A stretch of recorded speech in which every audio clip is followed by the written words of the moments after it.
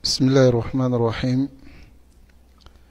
الحمد لله والصلاة والسلام على رسول الله وعلى آله وأصحابه وسلم تسليما كثيرا. أما بعد، فنسأل الله سبحانه وتعالى بأسمائه وصفاته العلى أن يهدينا إلى سواء السبيل وأن يجنبنا من سبل الضلال، إنه على كل شيء قدير. La louange appartient à Allah subhanahu wa ta'ala. Que le salut et la paix d'Allah soient sur son messager Muhammad sallallahu alayhi wa sallam, ainsi que sa famille et ses compagnons et toutes personnes qui les suivront jusqu'à la fin des temps. Après cela, wal ikhwa wal akhawat, nous continuons avec l'explication de la Ha'iyya de l'imam Ibn Abi Daoud As-Sijistani, rahimahullah rahmatan wasi'ah, qu'Allah lui fasse miséricorde.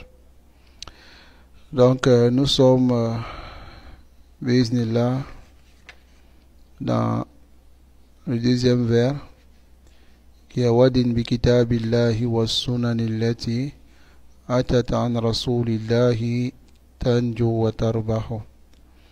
Donc nous avons lu l'explication de wadin bi kitabillah. Wadin bi kitabillah was sunan. Et dans l'explication de cela, nous avons vu qu'il y a 4 fondements d'argumentation chez les savants de Usul, dont il y a unanimité là-dessus, et nous avons demandé aux frères de mémoriser cela, et Inch'Allah après le dars nous allons poser des questions pour voir si cela a été mémorisé.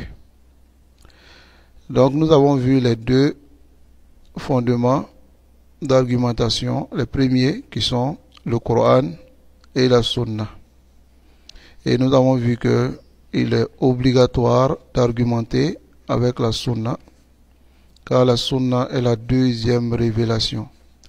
La preuve de cela, c'est وَمَا يَنْتِقُ عَنِ الْهَوَى إِنْ هُوَ إِلَّا وَحْيٌ يُوحَى. Allah subhanahu wa ta'ala, il dit que Muhammad sallallahu alayhi wa sallam, il ne parle pas de lui-même sous l'effet de la passion, mais ce n'est qu'une révélation qu'Allah subhanahu wa ta'ala le révèle.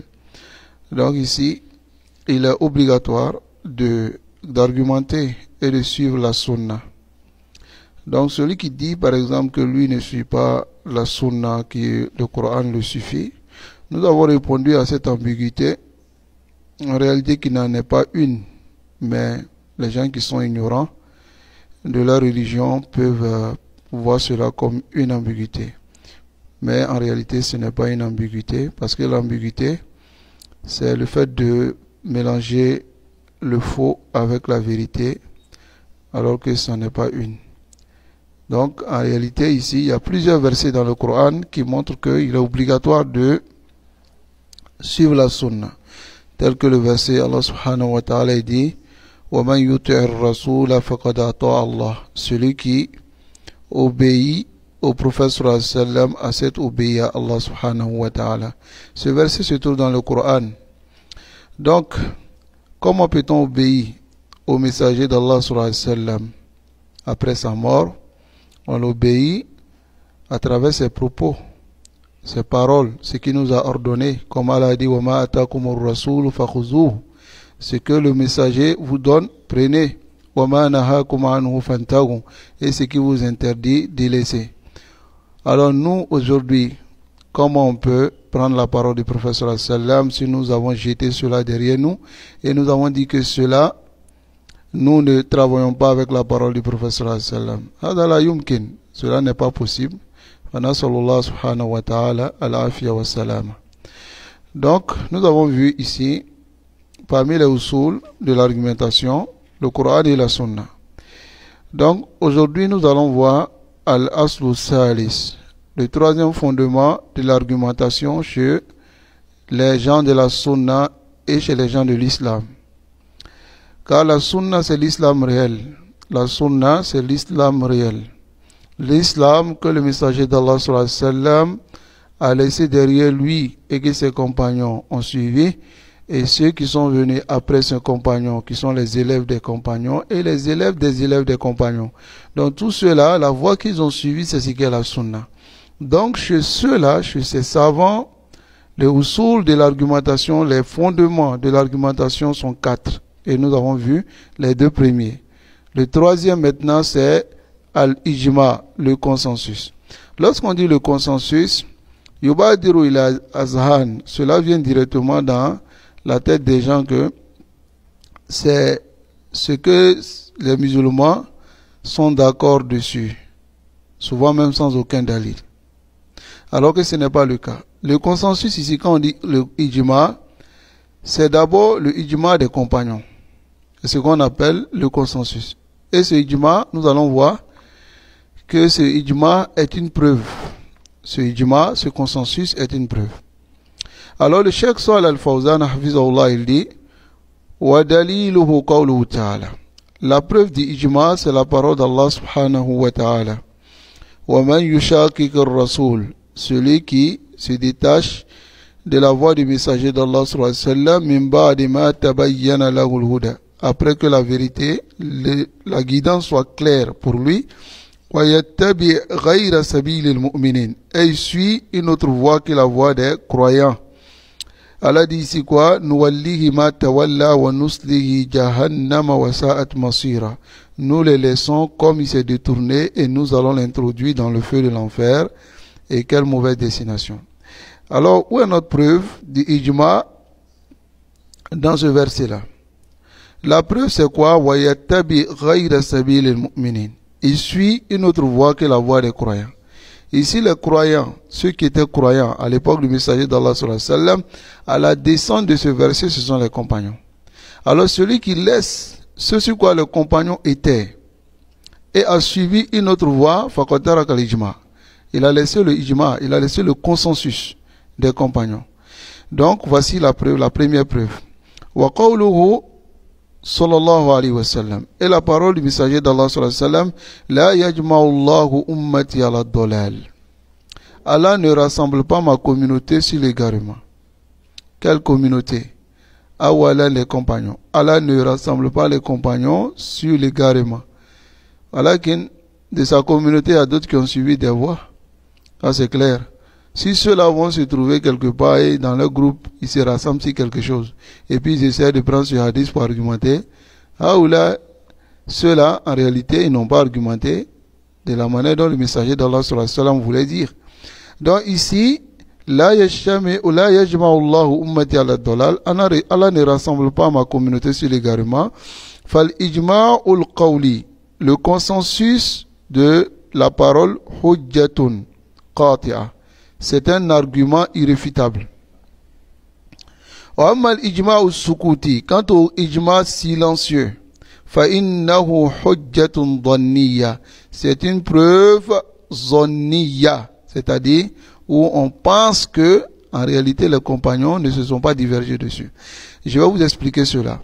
C'est-à-dire que si chez les compagnons du messager d'Allah sallallahu alayhi wa sallam, les tabi'in et ceux qui sont venus après, on prend d'abord par les compagnons. Si chez les compagnons, ils ont tous parlé, ils ont tous parlé sur une mas'ala, et ils sont tous unanimes dans la parole sur cette mas'ala, alors c'est un consensus irréfutable. Mais le ijma au sukuti, par exemple, un compagnon a dit une parole, et on n'a pas eu une contradiction venant d'un autre compagnon qui a dit le contraire de la parole de l'autre compagnon. Donc le fait que ce compagnon a dit cette parole, ou on n'a pas trouvé une autre parole d'un autre compagnon qui vient appuyer sa parole, car s'il y a une autre parole de d'autres compagnons qui appuient sa parole, c'est ce qu'on appelle ijma'ul qawli. C'est-à-dire sur la parole, ils sont unanimes. Mais si un compagnon a dit une parole et que on n'a pas trouvé une autre personne qui vienne appuyer cette parole, ou bien une autre personne qui vient contredire cette parole, c'est ce qu'on appelle ijma ou sukuti. Parce que nous pensons que si alors ils n'étaient pas d'accord avec cette parole, quelqu'un allait se prononcer dessus.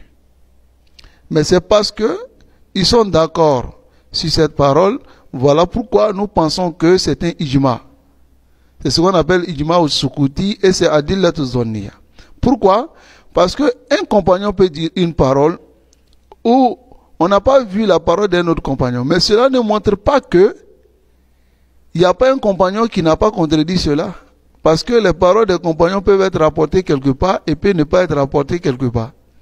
Donc voilà pourquoi le cheikh il a dit ijma ul qawli, le ijma dans la parole où tous les compagnons se sont prononcés dessus, ça c'est hujjatun qati'a. C'est une preuve irréfutable. Mais quant au ijma au sukuti, c'est une preuve zonniya.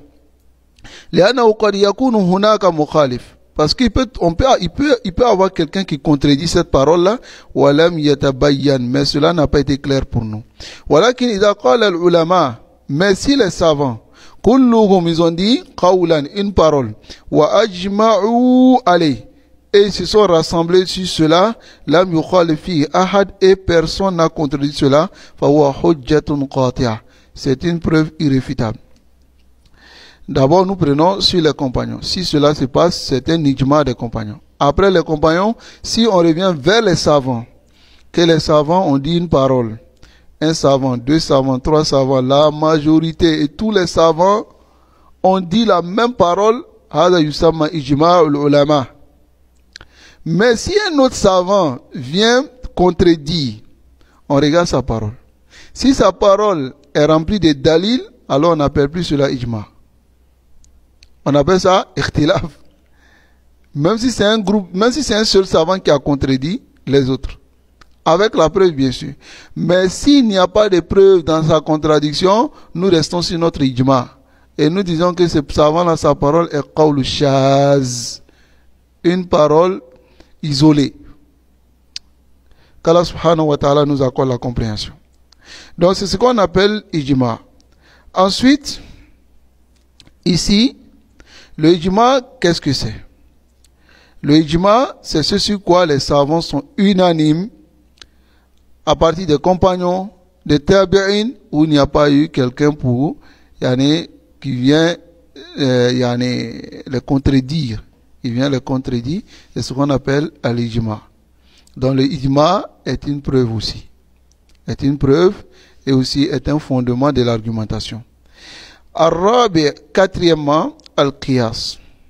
Al-qiyas. Le qiyas, c'est l'analogie.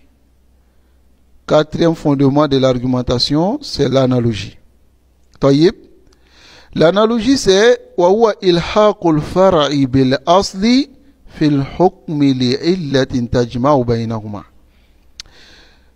C'est le qiyas, c'est de prendre une branche et faire rencontrer un fondement afin de donner un jugement à cela pour une cause qui les rassemble. On va, bismillah, détailler cela pour qu'on puisse comprendre qu'est-ce que c'est que le phare. Le phare, c'est quoi?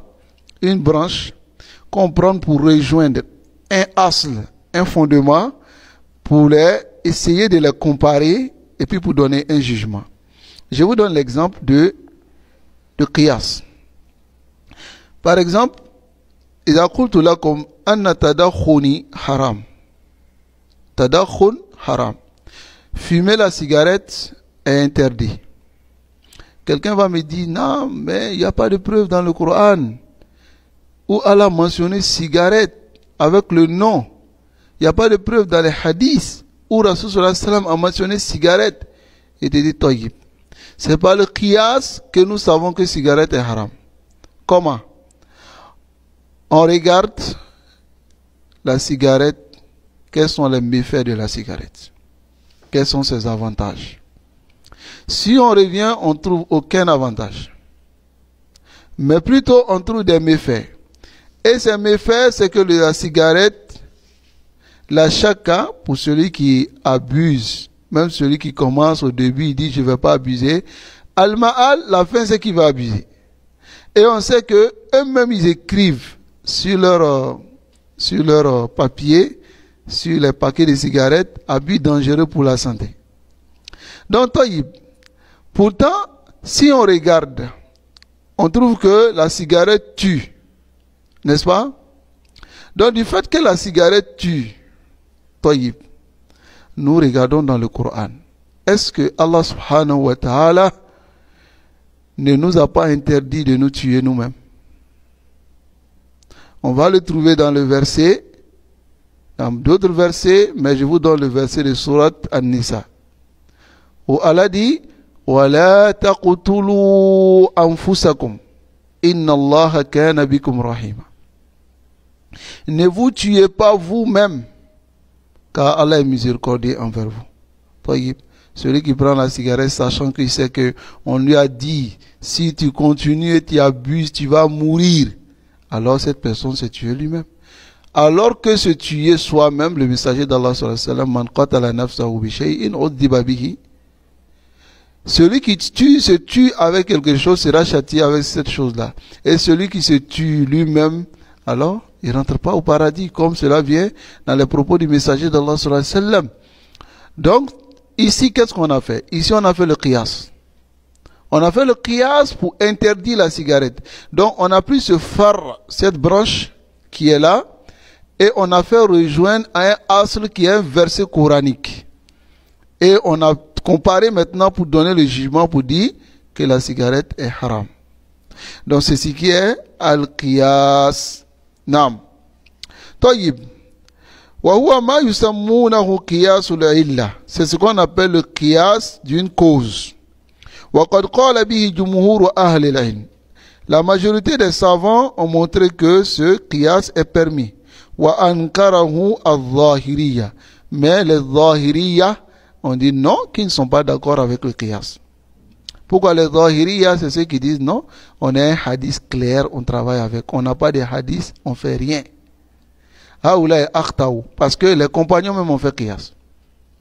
Les compagnons ont fait qiyas. N'est-ce pas? Abu Bakr radiallahu anhu, il a fait qiyas.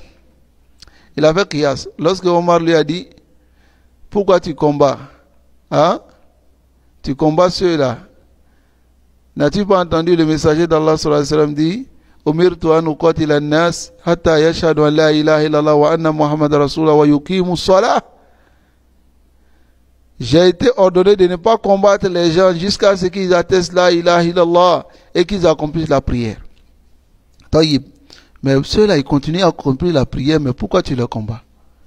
Abu Bakr radiallahu anhu, il dit, Wallahi, law mana'uni iqalan.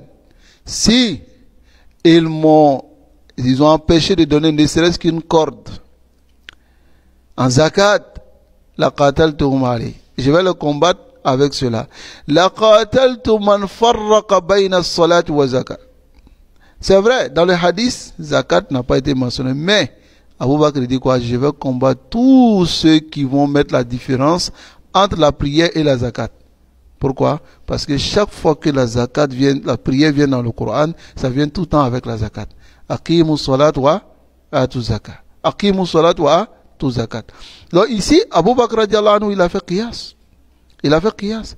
Et le qiyas est venu aussi de Omar radiallahu ta'ala anhu, et de Ibn Omar, afwan, de Ibn Omar radiallahu ta'ala anhu, lorsqu'il a entendu de sa sœur Hafsa que le prophète, que Omar n'allait pas choisir son prédécesseur, c'est-à-dire celui qui va venir après lui, lorsque Omar a été touché. Donc lorsque Ibn Omar a entendu cela, il allait voir Omar. Et il a dit à Omar, il dit, ne vois-tu pas si un roi, il partait quelque part et laissait son peuple 100 mètres, qu'est-ce qui va arriver? Donc, il a convaincu Omar la première fois, et Omar a dit qu'il a été convaincu, qu'il va laisser quelqu'un derrière lui. Mais après Omar, radiallahu anhu, il a dit à son fils, lorsqu'il est revenu sur sa parole, il a dit, la istakhlaftu faqad istakhlafa Abu Bakr. Si je laisse quelqu'un derrière moi, Abu Bakr, certes, a laissé quelqu'un derrière lui. Ça, c'est une bonne chose. Lakin, mais, si je ne laisse pas quelqu'un derrière moi, le prophète n'a pas resté quelqu'un aussi. Il n'a pas désigné quelqu'un. Lorsque Ibn Umar a entendu cela, il a su que Umar n'allait pas faire istikhlaf. Pourquoi? Parce que il a envoyé la parole du prophète, il a envoyé l'action du prophète sallallahu alayhi wa sallam. Abu Bakr a choisi quelqu'un derrière lui. Mais le prophète sallallahu alayhi wa sallam n'a pas choisi quelqu'un. N'est-ce pas? Il n'a pas fait istikhlaf. Donc, ici, Ibn Umar a compris que son père n'allait pas laisser, n'allait pas choisir, il n'allait pas donner le nom de quelqu'un. Hada qiyas waqa'a min as-sahaba. C'est arrivé des compagnons. Donc, si les Zahiriya disent qu'ils ne sont pas d'accord avec le qiyas, kulliyan, la nahnu la nuwafiquhum. On n'est pas d'accord avec eux sur cela. Wa ba'dul Hanabila, et certains Hanabila ne sont pas d'accord aussi avec l'analogie. Wa tawa'if qalilatum min ahli al-ilm. Et certains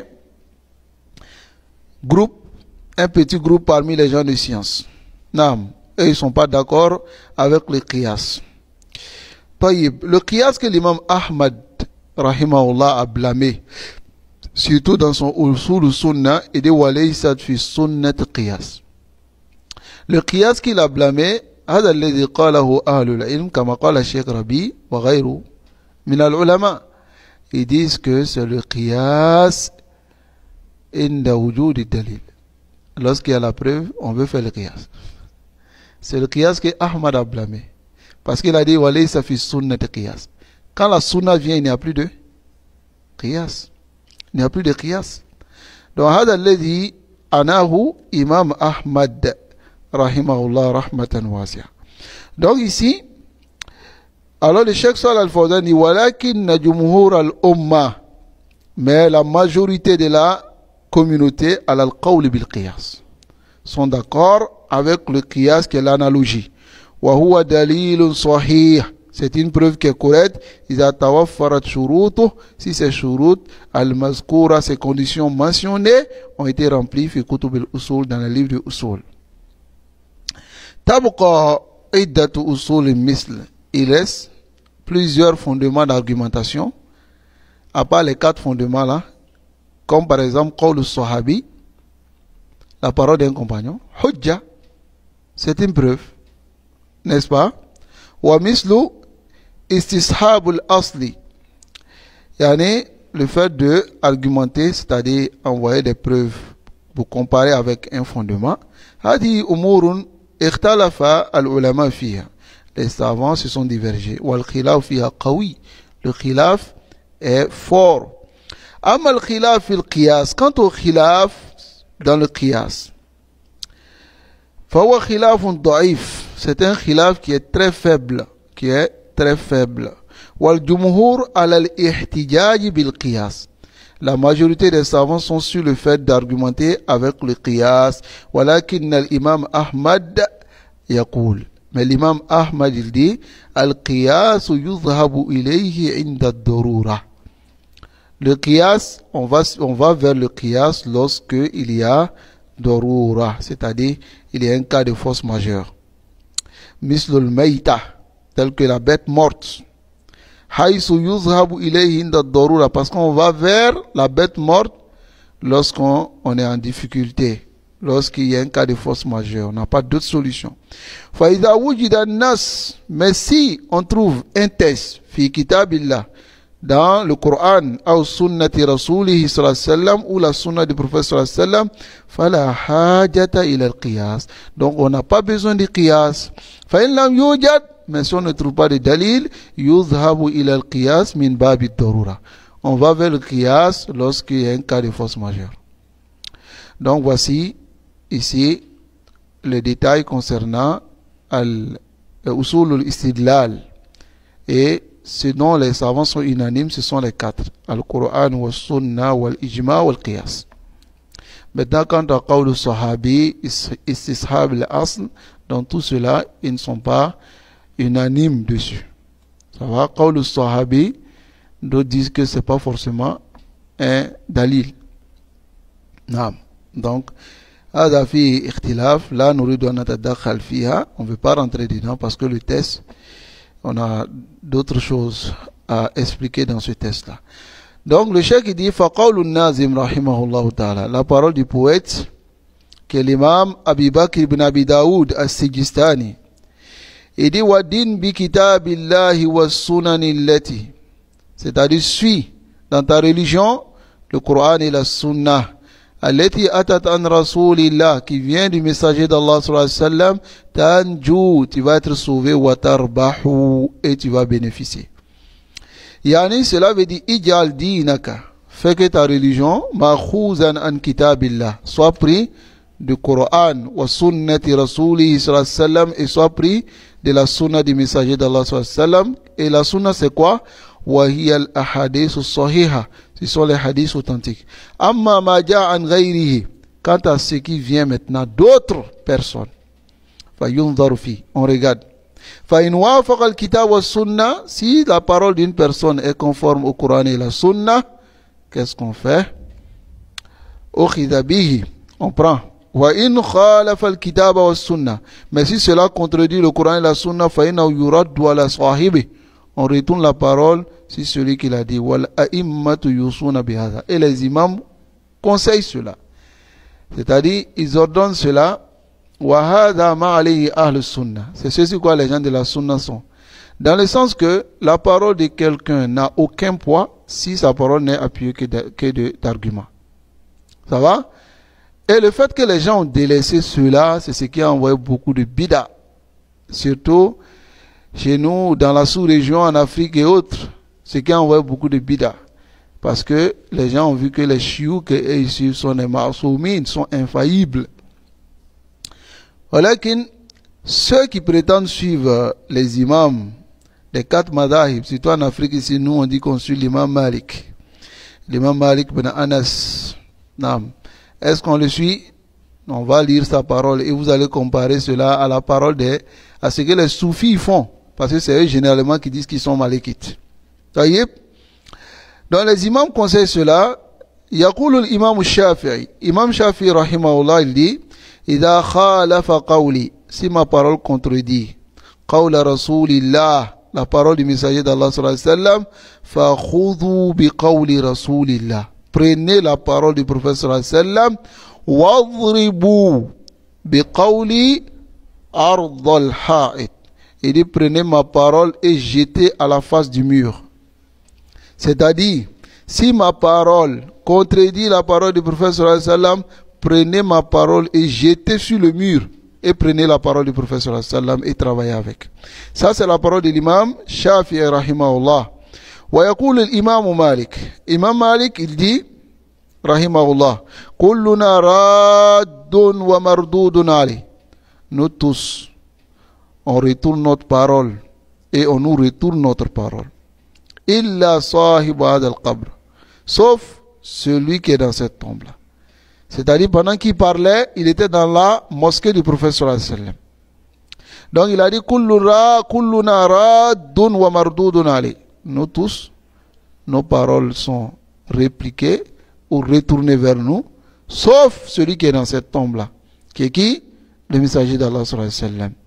Alors, لأنه كان يدرس في المسجد النبوي, car l'imam Malik enseignait dans la mosquée prophétique. فيقول إلا صاحب هذا القبر فالرسول صلى الله عليه وسلم لا يرد عليه أبدا. Rasul صلى الله عليه وسلم, on ne retourne pas sa parole ni on ne réplique pas sa parole. وإنما يقبل, on ne fait qu'accepter la parole du prophète sallallahu alayhi wa sallam. Amma ghayruhu, quant à autre que le prophète sallallahu alayhi wa sallam, fa in wafaqa al-kitab wa sunna, si sa parole est conforme avec le Coran et la sunna, qu'est-ce qu'on fait? Ukhidha bihi, on prend sa parole. Wa in khalafa yurad, si sa parole contredit, on retourne sa parole. Wal imam Abu Hanifa, et l'imam Abu Hanifa, wa huwa awwalul a'imma al-arba, il est le premier des 4 imams qui sont les imams des madahib. C'est-à-dire, il est le premier. Le premier, c'est l'imam Abu Hanifa. Le deuxième, c'est l'imam Malik. Après l'imam Shafi'i. Et après, le dernier, c'est l'imam Ahmad Ibn Hanbal, rahimahullah. Donc, l'imam Abu Hanifa, il dit, in ja al-hadithu, si le hadith vient, an Rasulillahi sallallahu alayhi wa sallam, alors, du messager d'Allah sallallahu alayhi wa sallam, fa ala ra'si wal ayn. On prend le hadith et on travaille. Ala ra'si wal ayn, c'est une expression qui dit on attrape le hadith sur la tête et les yeux, c'est-à-dire on les saisit bien et on applique. Naam. Wa in ja'a al-hadith an ashabi rasulillah. Si le hadith vient des compagnons du messager d'Allah sallallahu alayhi wa sallam, fa ala ra's wal ayn. On prend cela aussi et on travaille avec ça. Wa idha ja'a al-hadith wa at-tabi'ina. Si le hadith vient des tabi'in, c'est-à-dire si c'est la parole des tabi'in, alors il dit fahum rijal wa nahnu rijal. Ce sont des hommes et nous aussi on est des hommes. Il dit cela pendant que lui-même il est tabi'in. Il dit pendant que lui-même il est tabi'in. Et les tabi'in sont ses akran. Dans ce sens-là. Mais est-ce que nous, il nous est permis de dire si ça vient des tabi'in, fahum rijal wa nahnu rijal? Là. Imam Abu Hanifa, il a dit cela parce que il était tabi'i. Donc, qu'Allah subhanahu wa ta'ala nous accorde la compréhension. Imam Abu Hanifa, il dit si la parole vient du prophète, si c'est la parole du prophète, si ça vient des compagnons, mais si ça vient des tabi'in comme moi, alors, fahum rijal wa nahnu rijal. Nasallallahu alayhi wa sallam. Donc, qu'est-ce qu'il dit maintenant? Yani alladhi ja'a an ghayrillah wa rasulihi. Ce qui vient d'autre qu'Allah et de son messager wa ashabi et de ses compagnons, yundaru fi, on regarde. Walau kana man ja'a anhu min afdalin nas. Même si la parole vient du plus noble, du meilleur des personnes, après cela. Law kana min at-tabi'in, même si ça vient des tabi'in, fa in wafaqa al-kitab wa sunnah, si c'est conforme avec le Coran et la Sunna, akhadna bihi, nous prenons, wa in khalafa taraknahu, et si cela contredit, nous délaissons. Voici la parole de l'imam Ahmad aussi, rahimahullah rahmatan wasi'ah, qui dit, ajibtu li qawmin. L'imam Ahmad dit, je suis étonné de certaines personnes, araful isnad, ils connaissent la chaîne de transmission du hadith. Wasihatahu, et ils connaissent l'authenticité de la chaîne de transmission et l'authenticité de hadith. Mais ils laissent tout cela, yazabuna li ra'yi Sufyan. Ils vont s'accrocher au ra'i, à l'opinion de Sufyan. Aïe Sufyan al-Sawri. Imam Sufyan al-Sawri, al-Faqih, al-Imam al-Jalil, le grand savant. Qala, et l'imam Malik dit, Wallahu ta'ala yaqul, alors que Allah le Très-Haut dit, Faliyahzari alladhina yukhalifuna an amri.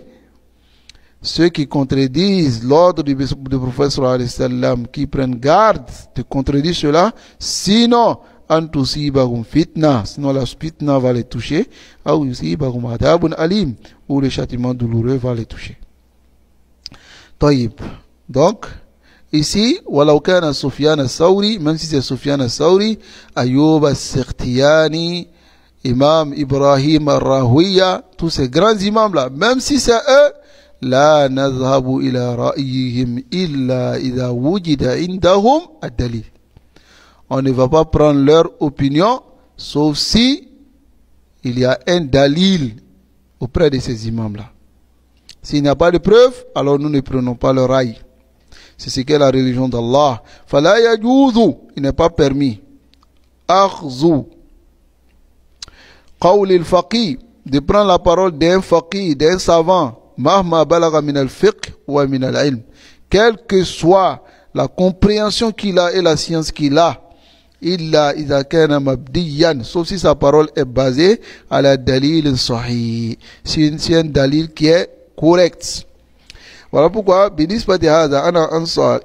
je conseille les frères. Surtout, il y a certains frères aujourd'hui, salafiyyin, qui pensent que la parole des savants, c'est une révélation. C'est une révélation et que leur parole est forcément tout le temps exact. Alors que yundaru fi dalil, on regarde la preuve, surtout les savants, que ce soit le degré du savant, Cheikh Albani, Cheikh Ibn Baz, Cheikh Uthaymin, tous ces grands savants de notre époque, Muqbil, tous ceux-là, rahmatullah alayhim, qu'Allah les fasse miséricorde, lorsqu'ils parlent, nous regardons les dalils. Voilà pourquoi Cheikh Albani lui-même il disait, la taqulu qawla Cheikh Albani, ne dites pas que Cheikh Albani dit, lakin qulu ma qala Cheikh Albani, min ad-dalil. Dites ce que Cheikh Albani a donné comme preuve. Et ce conseil-là, c'est quoi? C'est qu'il y a certains frères aujourd'hui, s'ils sont sur quelque chose, dès que tu leur dis que non, ça contredit la preuve, ils te disent, mais Cheikh Fawzan a dit, Cheikh Ousseymine a dit, Cheikh Bounoubaz a dit. Donc tu veux dire que ceux-là, ils sont pas, ce qu'ils ont dit là, c'est pas ça. Non, non, makul nahada. On n'a pas dit que c'est pas ça. Mais on dit, est-ce qu'ils ont eu la preuve ou bien ils ont contredit la preuve? Hada alladhi nanzur. Et c'est ce qui est chez les gens de la sunna. La nata'assab li ahad. On ne se fanatise pour personne. Chez les gens de la sunna, c'est ça. On regarde la preuve qu'il a mentionnée. Et on prend. Nasallallahu alayhi wa sallam. Donc ce n'est pas permis de se baser sur la parole d'un savant sans regarder la preuve. Ça va? Si on regarde la preuve maintenant et qu'il est basé sur la preuve correcte, alors nous prenons.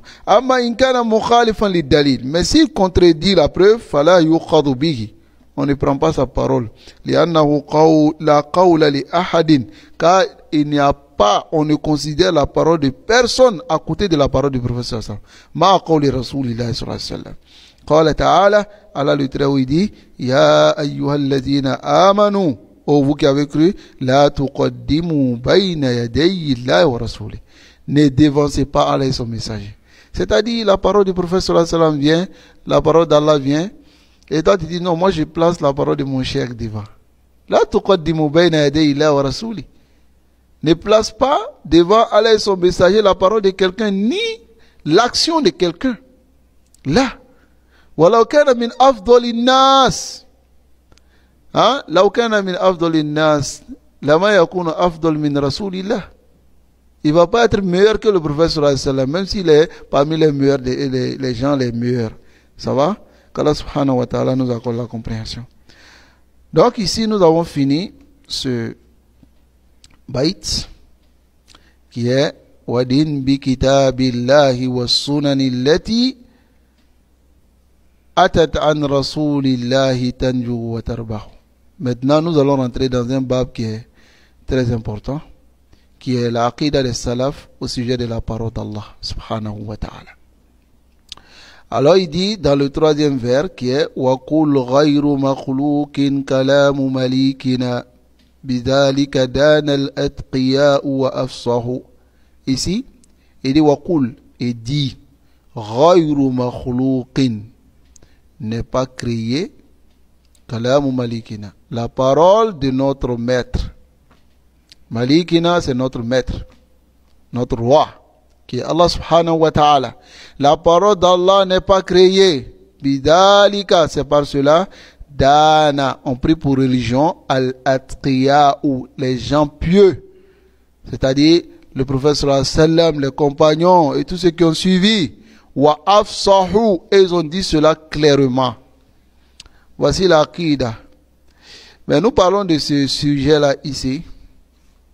Il y a la parole d'Allah subhanahu wa ta'ala. D'aucuns peuvent se poser la question, est-ce qu'il y a quelqu'un encore à la wajil ard qui nie que la parole d'Allah soit créée et soit incréée, qui nie cela? Alors nous disons non.